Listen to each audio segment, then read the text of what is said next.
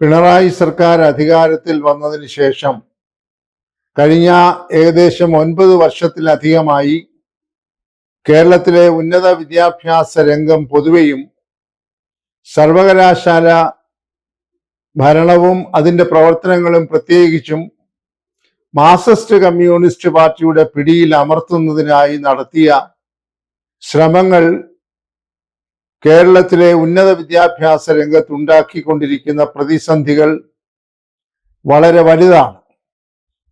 ഇത് അവസാനിക്കും എന്നൊക്കെ കരുതിയ പല സന്ദർഭങ്ങൾ ഉണ്ടായിട്ടും അത് അവസാനിക്കാതെ ഇപ്പോഴും തുടരുന്നു എന്നതാണ് ഏറ്റവും സങ്കടകരമായിട്ടുള്ള അവസ്ഥ. കേരളത്തിലെ 14 സർവകലാശാലകളിൽ 13 സർവകലാശാലകളിലും പൂർണ്ണ സമയ വൈസ് ചാൻസലർമാർ ഇല്ലാതായിട്ട് വർഷങ്ങളായി. അതിൻ്റെ ദുരന്തങ്ങൾ അനുഭവിക്കുന്നത് പാവപ്പെട്ടവരായിട്ടുള്ള വിദ്യാർത്ഥികളും അവരുടെ രക്ഷിതാക്കളുമാണ്.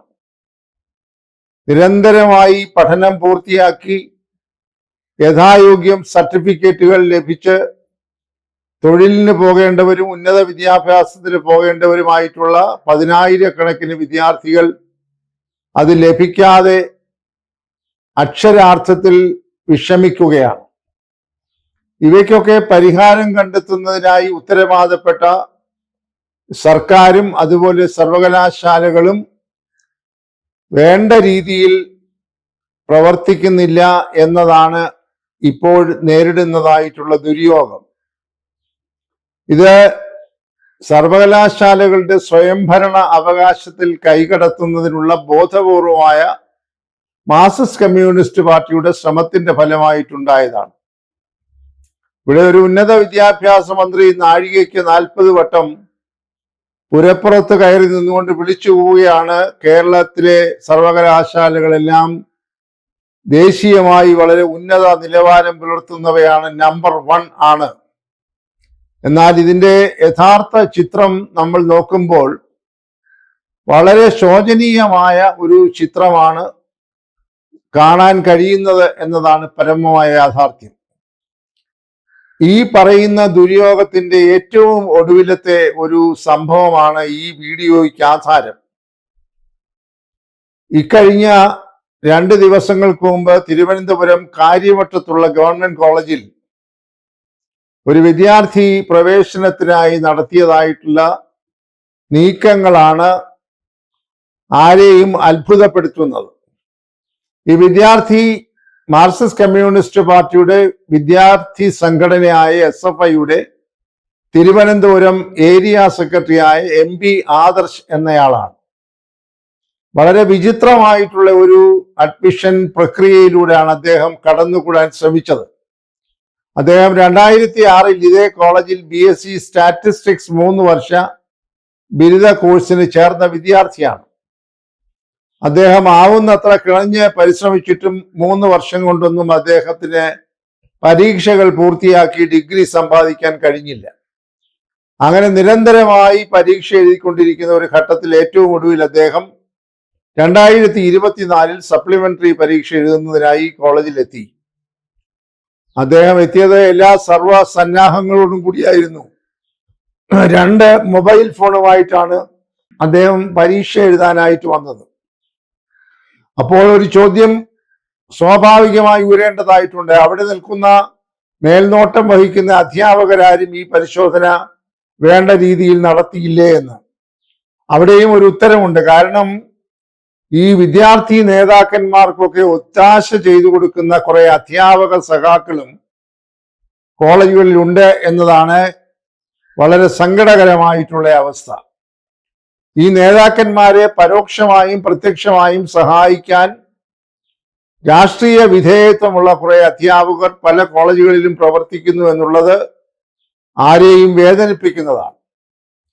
അപ്പോൾ ഇയാൾ പരീക്ഷ എഴുതിക്കൊണ്ടിരുന്നപ്പോൾ നേരിയ സംശയമുണ്ടായി. പരിശോധിച്ചപ്പോൾ ഇദ്ദേഹം വാട്സാപ്പ് വഴിയായി ചോദ്യപേപ്പർ പുറത്തേക്ക് അയക്കുകയും അതിൻ്റെ ഉത്തരങ്ങളെല്ലാം വാട്സാപ്പിൽ സ്വീകരിച്ചിട്ട് കോപ്പി അടിക്കുകയും ചെയ്തതായി കണ്ടെത്തി.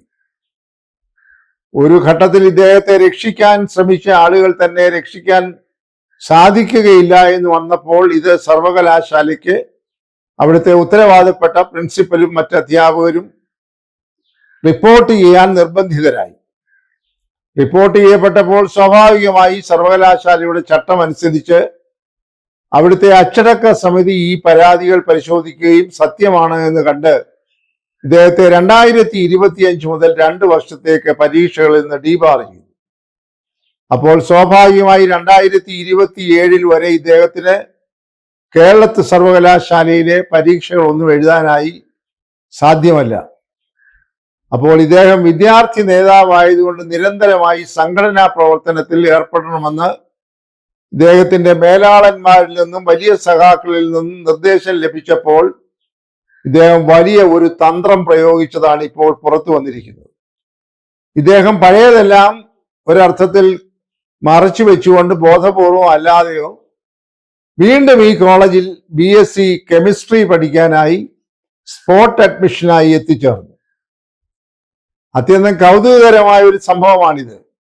ഒന്നും അറിയാത്ത ആളെ പോലെ ഇദ്ദേഹം പുതിയ പ്രവേശനത്തിനായി BScയുടെ 4 വർഷ പ്രോഗ്രാമിൽ ചേരാനായി കോളേജിലെത്തിയപ്പോൾ അവിടുത്തെ ചില അധ്യാപകർക്ക് ഇയാളിൽ സംശയമുണ്ടാവുകയും ഇത് ഒരു വലിയ തട്ടിപ്പിലൂടെയാണ് ഇതിന് ശ്രമിക്കുന്നത് എന്ന് കണ്ടെത്തുകയും ചെയ്തു. ഇതിന്റെ പ്രധാനമായ ഒരു കാരണം ഇപ്പോൾ കേരള സർവകലാശാലയിൽ പ്രായപരിധി ഒന്നുമില്ല ബിരുദ കോഴ്സുകൾക്ക് ചേരാൻ. ഈ സൗകര്യം ഉപയോഗിച്ചിട്ടാണ് ഇദ്ദേഹം വീണ്ടും 4 വർഷ ബിരുദ കോഴ്സിൽ പ്രവേശിക്കാൻ നേരായ മാർഗത്തിലൂടെ റാങ്ക് ലിസ്റ്റിൽ വരില്ല എന്ന് കണ്ടപ്പോൾ ഒഴിവുള്ള സീറ്റ് ഉണ്ട് എന്നറിഞ്ഞിട്ട് സ്പോട്ട് അഡ്മിഷന് വേണ്ടി വന്നത്. ഇത് കണ്ടുപിടിക്കപ്പെട്ടപ്പോൾ സ്വാഭാവികമായി അയാൾക്ക് അഡ്മിഷൻ നിഷേധിച്ചു. ഇപ്പോൾ ഏറ്റവും ഒടുവിൽ കിട്ടുന്ന വാർത്ത അനുസരിച്ച് ഇതിന്മേൽ പരാതി വൈസ് ചാൻസലർ ശ്രദ്ധയിൽ വരെ വന്നപ്പോൾ വൈസ് ചാൻസലർ ഇടപെടുകയും ഇയാളുടെ പ്രവേശന നടപടികളൊക്കെ റദ്ദാക്കുകയും ചെയ്തിരിക്കുന്നു എന്നുള്ളതാണ്. ഇവിടെ നാം കാണേണ്ടതായ കാര്യം എത്ര അധപ്പതിച്ചിരിക്കുന്നു കേരളത്തിലെ ഉന്നത വിദ്യാഭ്യാസ രംഗത്തെ ചില പ്രവർത്തനങ്ങൾ. നമ്മൾ കുറെ നാളുകൾക്ക് മുൻപ് കണ്ടറിഞ്ഞതും കേട്ടറിഞ്ഞതുമായ ഒരു സംഭവമാണ് BCom പരീക്ഷ പാസ്സാകാതെ കായംകുളത്തെ ഒരു കോളേജിൽ ഒരു വിദ്യാർത്ഥി സംഘടനാ നേതാവ് MCom ക്ലാസ്സിൽ അഡ്മിഷൻ നേടിയ കഥ. BCom പാസ്സാകാതെ MComൽ അഡ്മിഷൻ നേടിയ ചരിത്രമുള്ള സർവകലാശാലയിൽ ഇതും ഇതിന്റെ അപ്പുറവും സംഭവിച്ചാൽ അത്ഭുതപ്പെടേണ്ടതില്ല. ഇതിനെ ഒത്താശ ചെയ്യുന്ന ആളുകൾ ഉണ്ട്. നേരത്തെ സൂചിപ്പിച്ചതുപോലെ അധ്യാപകരുടെ കൂട്ടത്തിലുണ്ട്. സർവകലാശാലയിൽ ഈ മാർക്സിസ്റ്റ് കമ്മ്യൂണിസ്റ്റ് പാർട്ടിയുടെ പോഷക സംഘടനകളായിട്ടുള്ള സർവീസ് സംഘടനകളിൽ പ്രവർത്തിക്കുന്ന നേതാക്കന്മാരുണ്ട്. എല്ലാ തട്ടിപ്പുകൾക്കും ഒത്താശ ചെയ്തു കൊടുക്കുന്ന പാർട്ടി അനുഭാവികളായിട്ടുള്ള ആളുകൾ അധ്യാപക അനധ്യാപക രംഗത്തും സർവകലാശാല ഓഫീസിലും ഉണ്ട് എന്നുള്ളതൊരു പരമമായ യാഥാർത്ഥ്യമാണ്. അവരാണ് ഈ തരത്തിൽ ഗുരുതരമായ ക്രമക്കേടുകൾ കാട്ടുന്നതിന് രാഷ്ട്രീയ വിധേയത്വം കൊണ്ട് ഇങ്ങനെയുള്ള ആളുകൾക്ക് ഒത്താശ ചെയ്തു കൊടുക്കുന്നത്. ഇതിന്റെ പരമമായ ലക്ഷ്യം ഈ വിദ്യാർത്ഥി നേതാക്കളൊക്കെ നിരന്തരമായി കോളേജുകളിൽ പഠിച്ച് SFIയുടെ നേതൃത്വത്തിൽ നിന്നുകൊണ്ട് എല്ലാ തരത്തിലുള്ള അക്രമ പ്രവർത്തനങ്ങൾക്കും മറ്റുള്ള സദാചാര വിരുദ്ധമായ പ്രവർത്തനങ്ങൾക്കും ഒക്കെ നേതൃത്വം കൊടുക്കുന്നു എന്നുള്ളതാണ്. ഇതിനെല്ലാം ഒത്താശ ചെയ്യുവാൻ ഇവരുടെയൊക്കെ തലതൊട്ടപ്പന്മാരായിരിക്കുന്ന രാഷ്ട്രീയ നേതാക്കന്മാരും ഉണ്ട് എന്നുള്ളതാണ് ദുരവസ്ഥ. എന്തായാലും സുപ്രീം കോടതി വരെ ഇടപെട്ട് വൈസ് ചാൻസലർമാരെ നിയമിക്കാനുള്ള നടപടികൾ ആരംഭിച്ചിരിക്കുന്നു. അത് ശുഭോദർക്കമാണ്. കേരളത്തിലെ 2 സർവകലാശാലകൾ, സാങ്കേതിക സർവകലാശാലയിലും ഡിജിറ്റൽ യൂണിവേഴ്സിറ്റിയിലും ബഹുമാനപ്പെട്ട സുപ്രീം കോടതി നേരിട്ടിടപെട്ട് വൈസ് ചാൻസലറെ നിയമിക്കുന്നതിനുള്ള നടപടികൾ ആരംഭിച്ചിരിക്കുന്നു. അപ്പോഴും 11 സർവകലാശാലകളിൽ വൈസ് ചാൻസലർമാരില്ലാത്ത അവസ്ഥ തുടരും. അവിടെയും ഒരുപക്ഷെ ബഹുമാനപ്പെട്ട സുപ്രീം കോടതിയുടെ ഇടപെടൽ ഇപ്പോഴത്തെ സാഹചര്യത്തിൽ വേണ്ടിവരും എന്നാണ് തോന്നുന്നത്.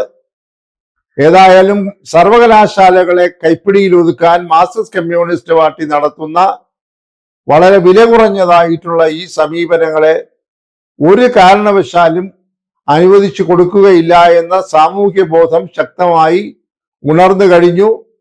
പിൻവാതിൽ നിയമനങ്ങൾ നടത്തി ധാരാളം പാർട്ടി നേതാക്കന്മാരുടെ കുടുംബാംഗങ്ങളെ നിയമിച്ച ചരിത്രമൊക്കെ ഉണ്ട്. അതുകൊണ്ട് ഈ പറയുന്നത് പോലെ ഉന്നത നിലവാരം പുലർത്തുന്നതാണ് കേരളത്തിലെ സർവകലാശാലകൾ എന്നൊക്കെ പഠിക്കുന്നത് വലിയ അർത്ഥമില്ല.